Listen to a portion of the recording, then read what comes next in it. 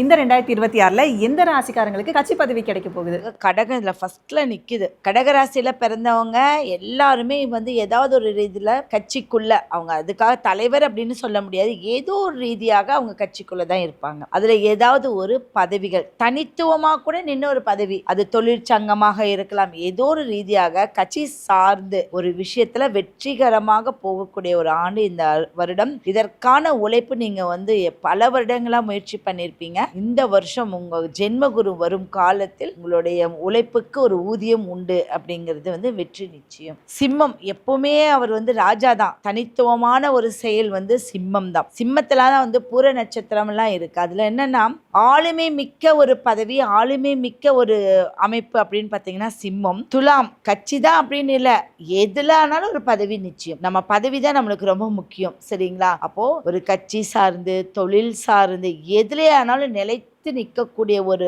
உயர்வு தன்மை இருக்கு. அதை நீங்க பயன்படுத்திக்கோங்க. கும்பம்னாவே மதிக்கத்தக்கக்கூடிய ஒரு கிரகம் தான். அந்த இருக்கக்கூடிய சனி பகவானும் சரி, அதனுடைய ராசியும் எல்லாமே சனி பகவானே மாறுறாரு. அப்ப என்னைக்கும் மற்றவங்க பார்த்து பயப்படக்கூடிய ஒரு அமைப்புல இருக்காரு. எல்லாத்துக்கும் ஒரு ஆதிக்கமான சனி பகவானா ஐயோ அப்படிங்கிற மாதிரி இருப்பாங்க. ஆனா அந்த கும்பத்துக்கு இருக்கக்கூடிய ஒரு விசேஷம்னா மதிப்பு.